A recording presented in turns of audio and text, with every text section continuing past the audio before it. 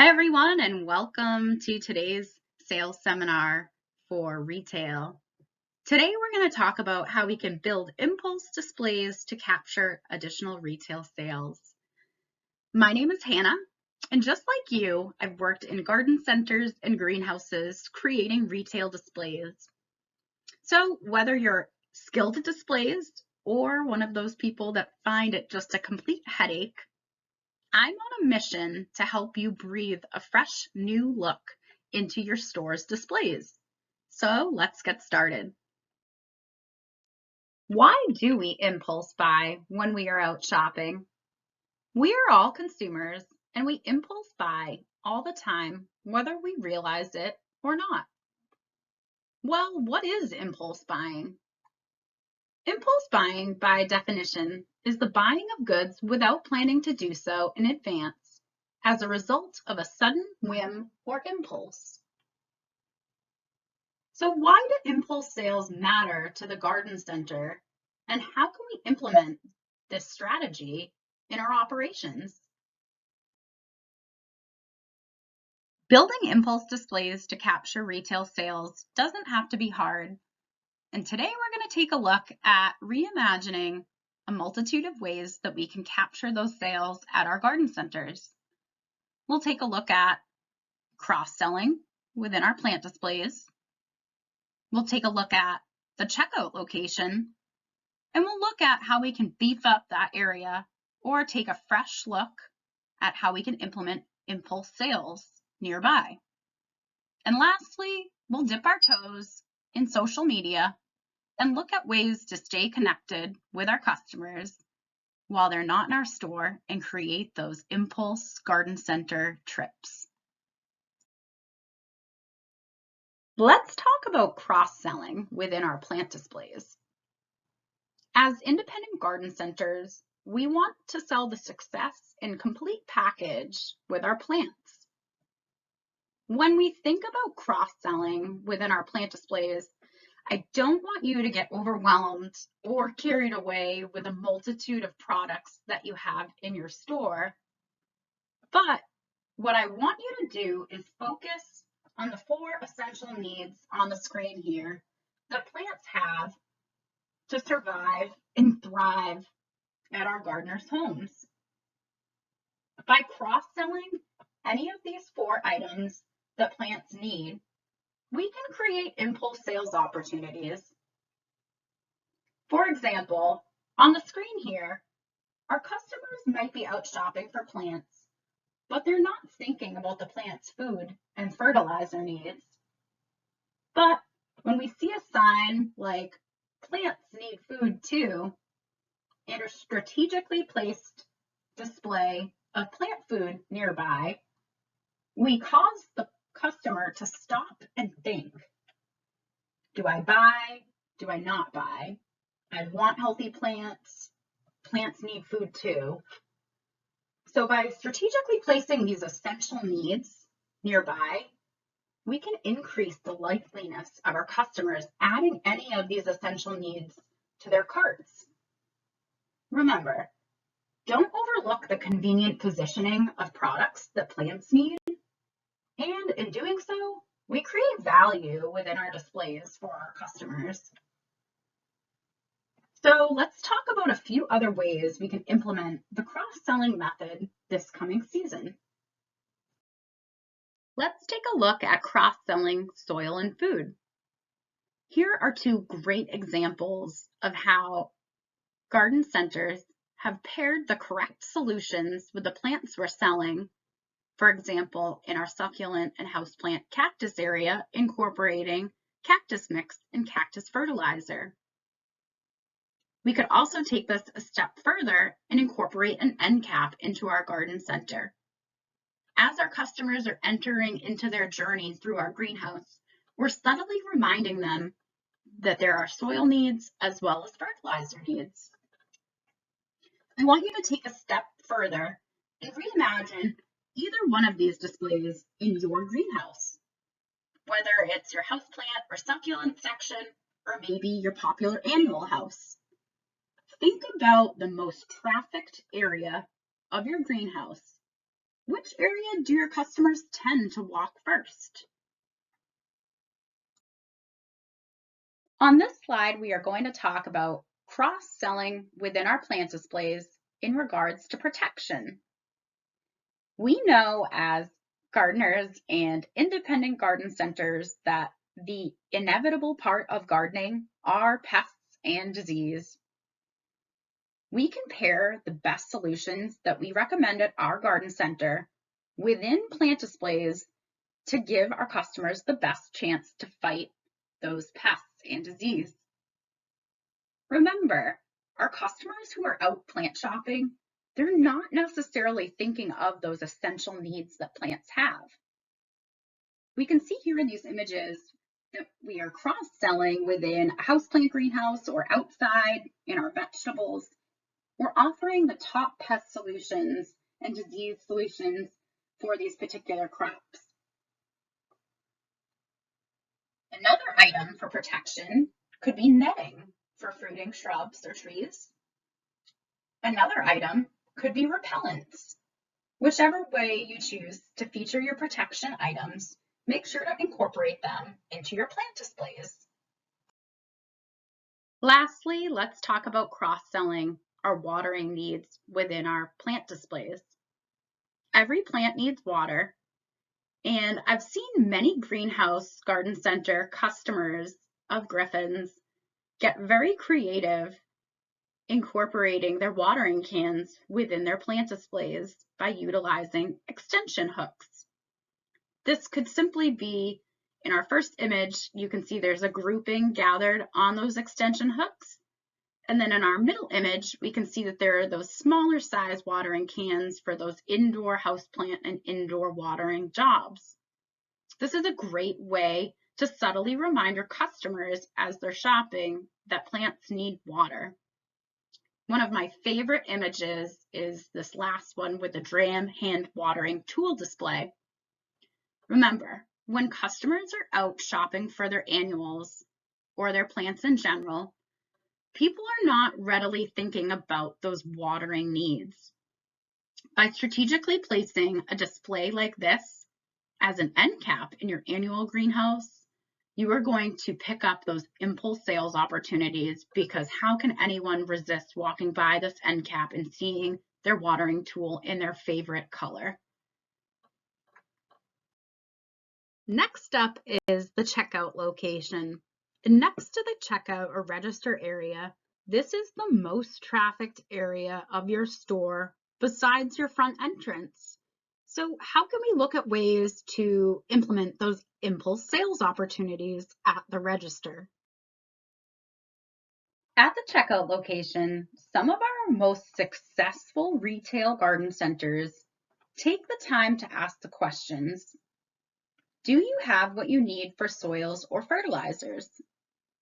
This question creates not only an opportunity to educate your customers on the importance of soils and fertilizers, but you can also recommend your top sellers.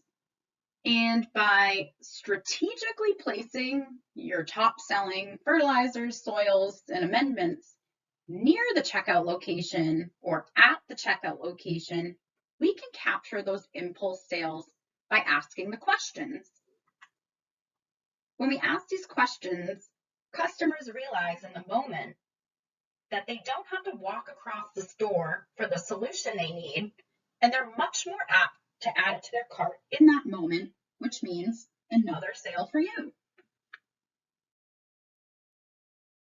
At the checkout location, some of the easiest items to pick up on for impulse sales opportunities are those essential gardening tools. Now, when we think about the checkout location, we think of it featuring many of the forgotten items we needed. Let's think of the top needed tools for gardening tasks that we could display at the checkout location. Pruners and snips, whether they are loose or in a countertop display like the one featured here, they take up just a little bit of space, and pruners and snips are an essential gardening need. And when conveniently located at the register, you cause your customers to stop and think, oh yeah, lost my pruners in that fall leaf cleanup. I can use a pair of those. And without thinking, they've put a pair in their basket. Gloves are another one of my favorite impulse items at the register. Gardeners go through one or more pairs of gloves a season. Most of us lose a pair, or one glove seems to conveniently get holes in it. Most gardeners can't resist a new pair of gloves. If we look at the displays featured here in the center of the slide, we have a few different options based on your register's footprint. If you have room on your register's countertop space, these small glove spinning racks offer a crisp look, and they can be reloaded year after year. Now, if you have more room to play with in your register area, you might think about featuring a standing display against or near the register. These displays allow for many more size and color offerings. I want you to check out our new vendor, Watson Gloves. Watson Gloves features gloves that are recycled from water bottles. As consumers continue to look for more sustainable options throughout their lives, this is a great opportunity. These glove displays will catch more eyes at your register than they will hidden away with hand tools. And lastly, kneelers. This colorful display right here easily catches your customers' eyes. Kneelers are the gardening tool that I didn't know we needed.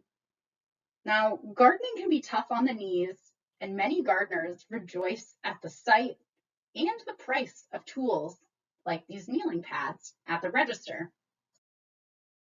Another strategy for scooping up impulse sales at the checkout location is children's gardening tools.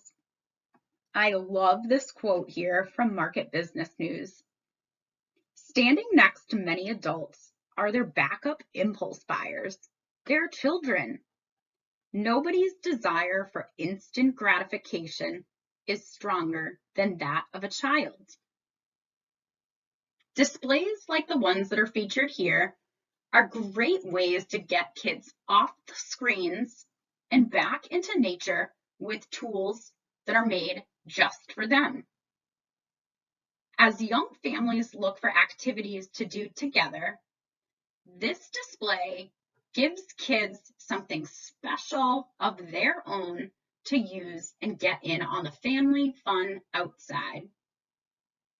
Children love bright colors, and if you didn't know, they often spend a lot of time picking out their favorite color tool to bring home. So by implementing the sales strategy and positioning these displays next to or on the way to the checkout area, you will be amazed at how many more you can sell. At the checkout location, another opportunity for impulse sales are these solution-centered display units. These could be displays or bins, and these are great next to the register and allow for a quick conversation and a quickly added sale. Many of our vendors here at our show have done the hard work merchandising for us. I want you to be sure to check out and ask the booths that you visit or you regularly order from, and ask them if they have any merchandising displays that will help you sell the sale. These units near the register can help steer traffic, and our customers are more apt to purchase from brands they know, like Espoma or Monterey, like the images below. I want you to ask yourself, how could my garden center implement impulse shopping near the register using some of these solution centers? Remember, we have many new gardening consumers. They've never gardened before, but they're aware of brands like Espoma who are doing that hard work marketing behind the scenes and educating our customers on social media, which brings us into our last strategy for building impulse sales in the garden center, social media. Lastly, we're going to talk about social media and some of the do's and don'ts for creating those impulse trips to the garden center. Now, if you don't know what social media is platforms or websites that allow users to create or share content with each other. Now, for the simplicity of things, we're only going to talk about the platform Facebook today. Now, Facebook as a social media platform is most used by our younger generations aged 25 to 35. In this location, Facebook is a great place to connect with them. Did you know that 7 in 10 adults use Facebook regularly? Many consumers are on their devices constantly, and as business owners, we are always looking for ways to reach them and get them to buy at our garden centers. In order to connect and share with our followers, we must build a post. A post consists of text, images, or video shared on social media through a user's profile or page. Other users can then like, comment, or share the post with their friends and family. When we think about building the best social media posts to drive those impulse sales and trips to our garden center, let's ask ourselves 2 questions. 1, what is the main reason I'm posting? What am I trying to highlight and share with my customers? What's my sales goal with this post? And 2, what photos do I have to better show and represent what I'm talking about and selling? Once we've established what our theme is for our post, I want to encourage you to choose multiple photos to really tell the story behind your post. Our customers are always on their phones and constantly scrolling, and we really want to stop them in their tracks and show them what we have in stock. So whether you're posting weekly, monthly, or simply a few times a year, we really want to make sure as ambassadors to our businesses that we're utilizing these posts as opportunities for an impulse start the car trip to the garden center. Now that we've talked about the correct way to set up and frame our social media posts for our garden center pages, I do want to step back and take a look at one of the biggest mistakes that I often see on garden center posts, and that's a lack of photos entirely. As we can see below in this example, Hannah's Nursery is having a sale, 20% off annuals and fertilizers. Come on in, open 9 to 5. Now, when we first talked about social media, we talked about social media enabling its users to create and share content with others. Now, while words are content, posts like this that have no photos get lost, and worse, they're scrolled right by. So we can see that this is not an exciting post, and this post does not create any impulse for your customer to come in and see you. If you are going to take the time to post, include a picture. Remember, the simple words of a sale doesn't create an impulse trip to the garden center. As the saying goes, a picture speaks 1,000 words. On the other hand, social media posts that have pictures really help to drive the theme of your post home. We can see now in this updated post for Hannah's Nursery that we've improved from the last slide.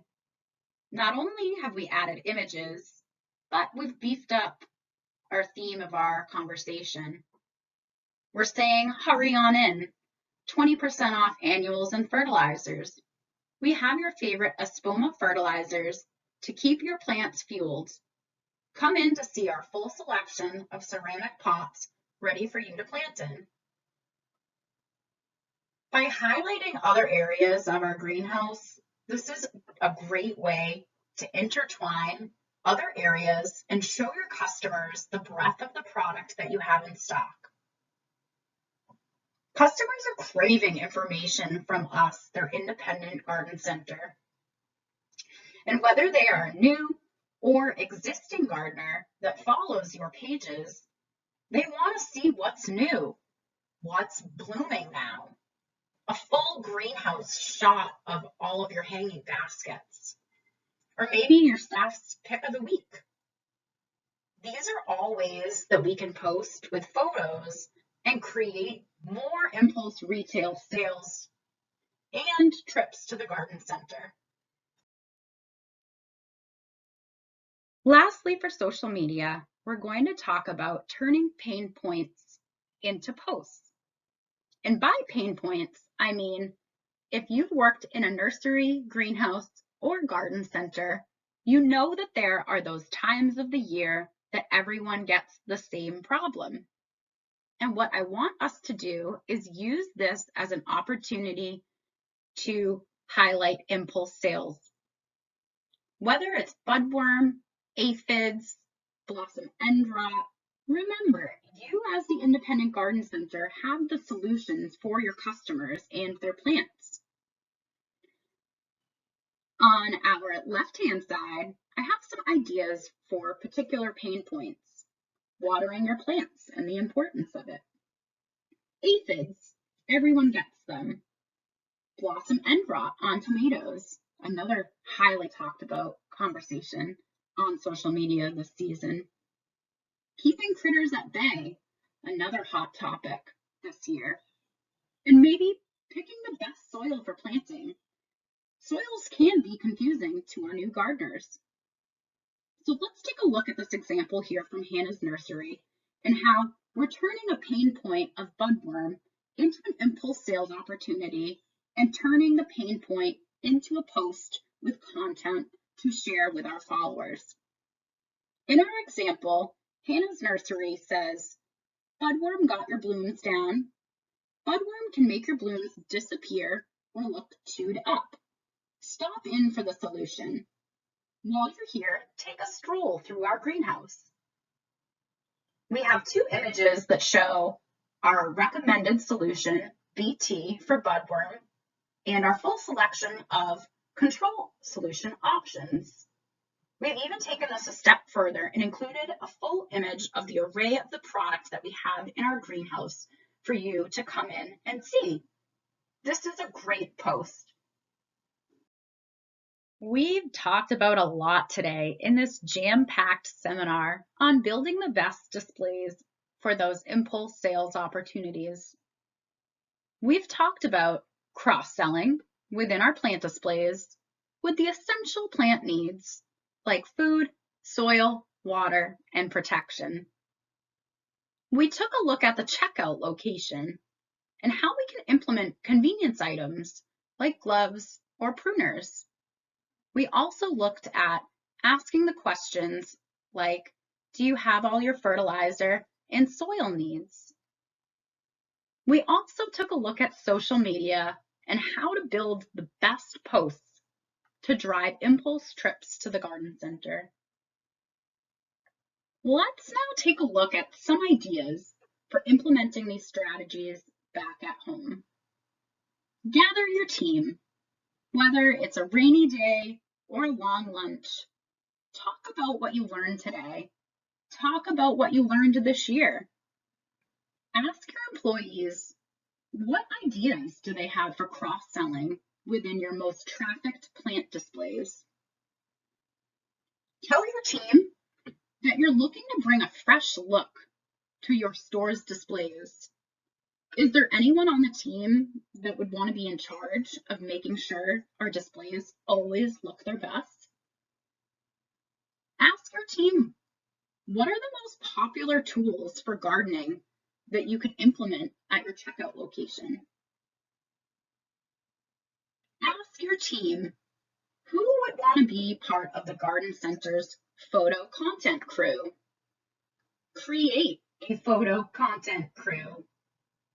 This would involve taking photos of what's looking good, new arrivals, what to plant when, or just full greenhouse shots. These are all great ways to build morale and help make those impulse sales and impulse trips to the garden center possible. In closing, I want to say thank you so much for attending today's seminar. I hope you've learned a lot today about how you can build the best impulse displays back at your garden center and capture those sales. If you'd like a copy of this presentation, please send an email to me using the email address on the screen. I'm wishing you a wonderful 2023 season ahead, and thanks again.